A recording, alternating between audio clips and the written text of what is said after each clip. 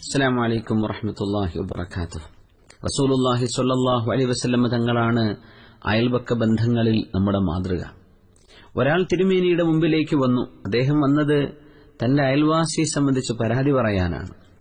അയൽവാസി തന്നെ ഉപദ്രവിക്കുന്നു, അയൽവാസിക്ക് എത്ര നന്മ ചെയ്താലും ഇങ്ങോട്ട് തിന്മ ചെയ്യുന്നു, അയൽവാസി കരുണാലേശമില്ലാതെ പെരുമാറുന്നു. ഇതൊക്കെ പറഞ്ഞപ്പോ തിരുമേനി പറഞ്ഞു, ഇദ്ഹബ് ഫസ്ബിർ, നിങ്ങൾ പൊയ്ക്കോളൂ, നിങ്ങൾ ക്ഷമിക്കൂ, പൊയ്ക്കോളൂ, നിങ്ങൾ ക്ഷമിച്ചോളൂ എന്ന് പറഞ്ഞു.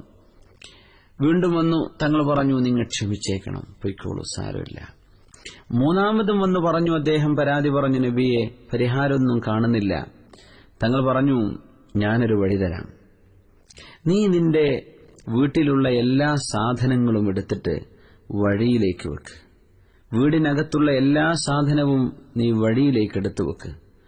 അങ്ങനെ നിന്നെ ജനങ്ങൾ കാണും. ആ ജനങ്ങൾ കാണുമ്പോൾ ഇതിനൊരു പരിഹാരം ഉണ്ടാവും.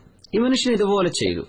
തന്റെ വീടിനകത്തുള്ള എല്ലാ സാധനവും എടുത്തിട്ട് വഴിയിലേക്ക് ഇറങ്ങി. ആളുകൾ ചോദിച്ചു, നീ എന്താ നിന്റെ വീട്ടിൽ സാധനം വെക്കാത്തത്? നീ എന്തേ റോഡിലേക്ക് ഇറങ്ങിയത്? നിന്റെ വീട് റോഡിലേക്ക് മാറിയോ? താമസം റോഡിലേ ആയോ എന്ന് ആളുകൾ ഇങ്ങനെ ചോദിക്കാൻ തുടങ്ങി.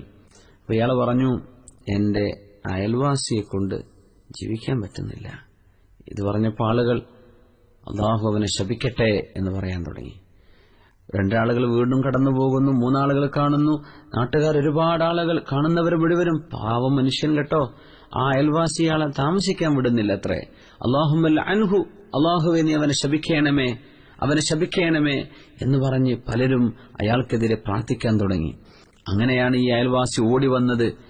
ഇല്ല ഇല്ല ഇല്ല ഇല്ല, എനിക്ക് മാപ്പ് തരണം, ഞാൻ ഒന്നും ചെയ്യില്ല, നിങ്ങൾ നിങ്ങളുടെ വീട്ടിലേക്ക് തിരിച്ചുപോയിക്കോളൂ, എനിക്ക് ശാപവാക്കുകൾ ഏറ്റെടുക്കാൻ കഴിയില്ല എന്ന് പറഞ്ഞ് പശ്ചാത്തപിച്ച അദ്ദേഹം തന്റെ അയൽവാസിക്ക് നന്മ ചെയ്യാമെന്ന് അദ്ദേഹം വാഗ്ദത്തം ചെയ്തു എന്ന് ഹദീസിൽ കാണാൻ കഴിയും.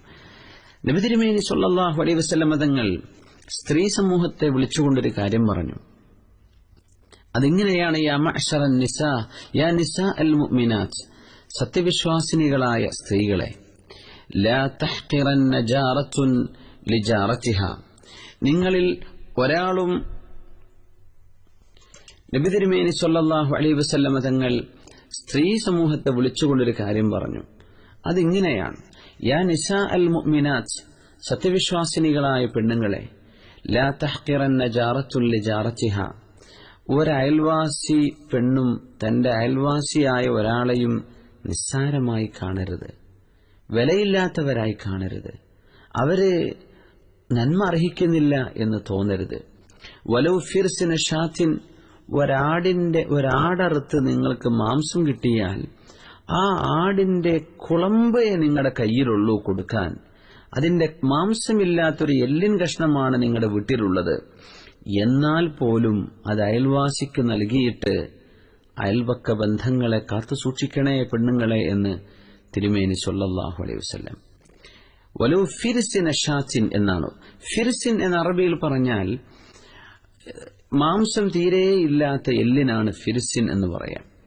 അത് ആടുകളുടെയൊക്കെ കുളമ്പാണ് ആ വാക്കിന്റെ അർത്ഥം. അതായത് അത് അത്രയ്ക്ക് നിങ്ങൾക്ക് നൽകാൻ